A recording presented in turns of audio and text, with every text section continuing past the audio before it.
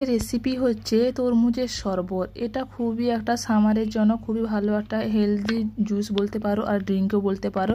খুবই টেস্টি হয় আর খুবই এটা হেলদি। তার জন্য এখানে আমি তরমুজ নিয়েছি। তরমুজটাকে এইভাবে ছোটো ছোটো করে টুকরো করে কেটে নিচ্ছি। এই জুসটা একবার বানিয়ে দেখবেন, খুবই খেতে ভালো লাগে। আর এখানে কোনো কিছু আমি চিনি বা কোনো কিছু মিষ্টতা ব্যবহার করছি না, পুরোপুরি তরমুজের মিষ্টতাতেই এই জুসটা তৈরি হয়ে যাবে। খেতে খুবই টেস্টি হয় এবং খুবই হেলদি। সকালেও আপনারা খেতে পারেন এবং আপনারা চাইলে এটাকে দুপুরবেলাও খেতে পারেন, যখন খুশি এটাকে খেতে পারেন।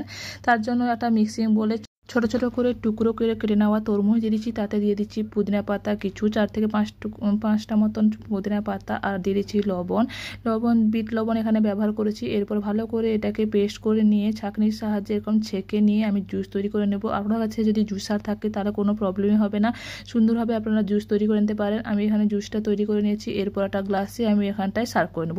তার জন্য এখানটায় আমি দিয়ে দিচ্ছি 3 টুকরো মতন বরফ, আর দিয়ে দিচ্ছি তরমুজের কুচি ছোটো ছোটো করে কেটে নিয়েছিলাম, সেটা দিয়ে দিচ্ছি। এখানটায় আমি ব্যবহার করছি চিয়া সিড আমাদের খুবই পেট ঠান্ডা করে এবং ওয়েট লসের জন্য খুবই উপকারী এটা চিয়া সিড। আপনারা চাইলে এখানটায় সবজা সিড বা তুলসী বীজ যেটাকে বলে সেটাও ব্যবহার করতে পারেন। এরপর এখানে তরমুজের জুসটা দিয়ে ভালো করে মিশিয়ে নিয়ে এখানে একটা তরমুজের টুকরো আর পুদিনা পাতা দিয়ে সার্ভ করে নেব। খেতে খুবই টেস্টি আর এবং হেলদি এটা।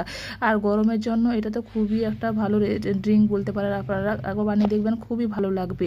আপনাদের যদি ভিডিওটা ভালো লাগে লাইক শেয়ার করে দেবেন, আর আমার চ্যানেল যদি প্রথমবার থাকেন সাবস্ক্রাইব করে দেবেন। আপনারা যদি আমার কাছে নতুন নতুন ভিডিও দেখতে চান তাহলে আমাকে কমেন্ট